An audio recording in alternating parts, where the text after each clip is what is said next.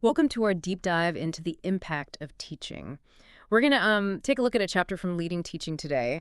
It really gets into how teachers can tell whether what they're doing is actually leading to, students actually learning. Yeah. We'll be moving past just, those gut feelings and getting into the world of data and using data to make decisions in the classroom. One of the things that I thought was really interesting in this chapter was this story about Kadi. She's a director at an early childhood center. Oh, yeah. Claudia, her experience is a really great example of how, like, data can reveal those successes that you may not even know are happening, and then also the areas that, might need a little more attention. Yeah.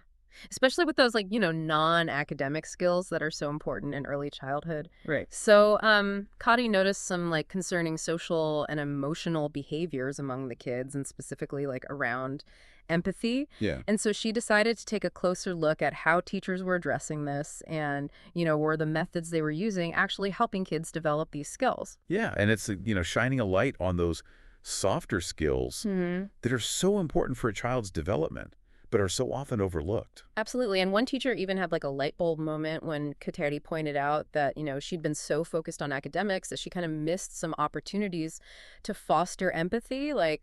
For example, there's this one situation where a child was crying because she missed her mom, and another child just said, "Don't feel sad, your mommy will come back soon."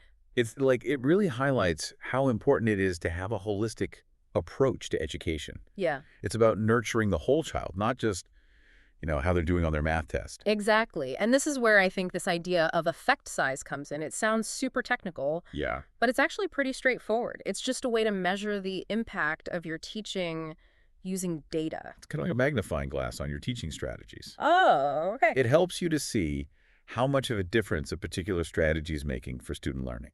So it's not just about whether something works, Right. but it's how well is it working? It's exactly. And the book explains this simple pre- and post-assessment method. You gather data on where your students are before a lesson or a unit, and then compare it to their performance afterward. Right. It's all about looking at that growth. Yeah. They give this great example of a teacher, Mrs. Palmer. She used effect size to evaluate her teaching of dental work principles. Mhm. And the average effect size for her class was 1.28, which from what I understand, that's pretty significant. That's a pretty big impact. Yeah. An effect size of 1.28 is quite large. But it's important to remember that, when you're looking at data, you need to go deeper than just the average. Oh, okay. Yeah.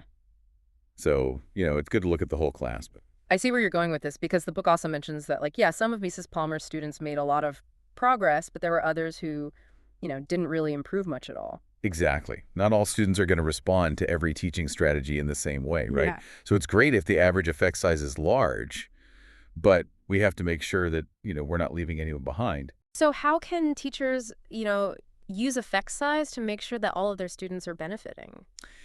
You've got to look at each student's data, Right. not just the class average. Okay. And that helps you tailor your instruction to fit the needs of each learner. So it's almost like personalized learning, but with this data to guide your decisions. Yeah. Okay. And you know what? They actually even have this chart in the book. It's called a progress and achievement chart. Oh, cool. Yeah, it's this really helpful visual that just gives you a quick snapshot of where each student is Okay. in terms of their progress and their overall achievement. I can see how that would be super helpful when you have, lots of different learners in your classroom. Yeah. This all kind of ties back to that idea of, intentionality that we were talking about earlier. Right. We can't just assume our teaching is working. Mhm. We actually have to measure it. We need to be looking at our impact and being willing to change our strategies if the data is telling us, it's not working. That's what's so great about effect size. Yeah. It gives you a concrete way to measure your impact. Mm. And not just on academics, but on all aspects of a child's development, from social and emotional to, specific academic skills. Yeah, like a data-driven roadmap for each of your students. So Exactly. that's really getting into the details for each student. Yeah. Now, the book also talks about, the role of school leaders Oh, yeah. and how important they are in this whole process of, investigating teaching impact and, creating a culture where teachers feel like they can use data Mm. and make decisions based on data. Right, like giving teachers the right tools and support for Exactly. professional development that focuses on data analysis and, how to use that data to come up with effective teaching strategies. Right. And the book actually even gives you this tool. Oh, cool. Yeah, it's called the Evidence Collection Tool for Retrieval Practice. Okay. It's something that administrators can use to kind of help teachers Oh, cool. with this whole process or retrieval practice. Yeah, I've heard of that. It's a really powerful learning strategy. Mm. And so this tool helps administrators to go into classrooms and observe and actually, gather evidence of how effectively teachers are using retrieval practice. So it's not just like, okay, go use retrieval practice, but it's like, here's a way to actually, see how you're doing. Right, exactly. And it focuses on, like the key components of retrieval practice, like connecting new learning to what they've learned before and retrieving information without looking at their notes and incorporating quizzes and things like that. So it's really kind of a structured approach to making sure that it's happening in the classroom. Yeah.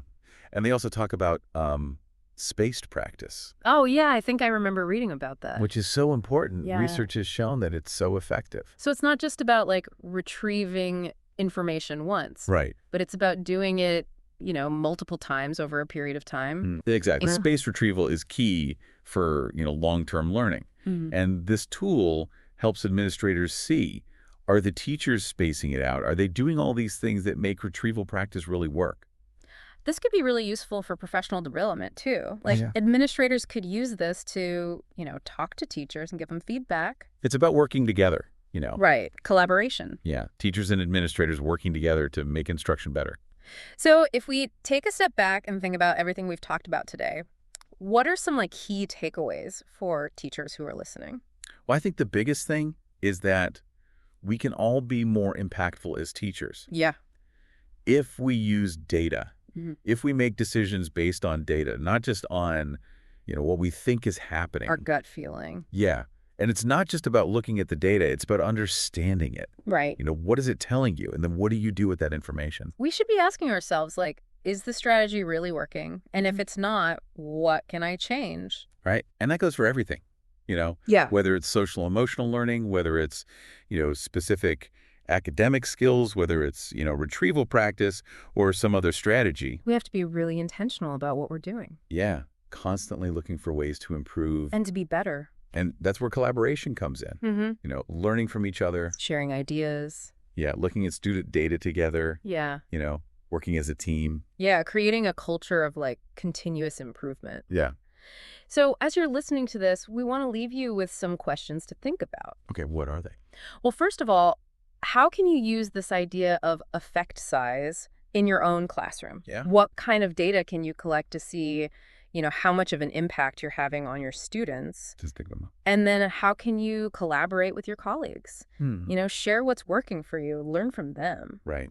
Bounce ideas off each other. Yeah. That's so important.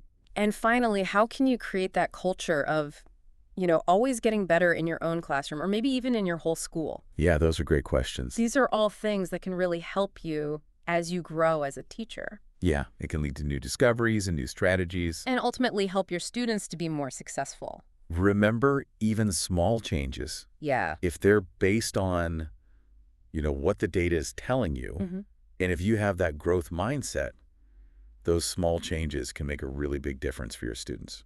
It's exciting to think about. It is. You know what? This is only one chapter in this book. Oh, that's right. There's a whole book. Yeah, leading teaching. Yeah. There's so much more in there. Okay, so as we wrap up, I want to leave you with one final thought. Okay. We've talked a lot about data today. Yeah, data. But at the end of the day, teaching is really about people. It's Yeah. about connecting with your students and helping them to love learning. That's what it's all about. So as you're, working hard, trying to be the best teacher you can be, remember that data is a really great tool. Yeah. But it's that human connection that really makes a difference. So true. It's about those relationships. And, never forget the impact that you have Yeah. on the lives of your students. That's right. Every day you can inspire them, you can challenge them, you can make a difference that will last a lifetime. What a great way to end our deep dive today. Yeah. Thanks for listening, everyone. We hope you enjoyed it. We'll see you next time. Keep learning, keep growing, and keep making a difference. It's amazing to think about, what you can accomplish when you have that mindset. Yeah, and don't forget, this was just one chapter Oh, that's right. in a whole book. We've got a lot more to explore. Yeah, leading teaching. It's packed with ideas. All right, so as we wrap up, I want to leave you with one final thought. They should. We've talked so much about data today, But, teaching is really about people. It's about making those connections with your students Yeah. and, helping them to get excited about learning. That's the heart of it, right? So as you're thinking about all of this and trying to be the best teacher you can be, just remember, data is a great tool, but it's those relationships, that human connection, that makes the real difference. It really is. It's about building those bonds. And never underestimate how much you matter to Yeah. your students. You have the power to inspire them, to challenge them, and to make a difference in their lives that will last. That's powerful stuff. Well, that's a great place to end our deep dive today. Yeah, it is. Thanks for joining us, everybody. Hope you enjoyed it. We'll see you next time. Keep learning, keep growing, and keep making a difference out there.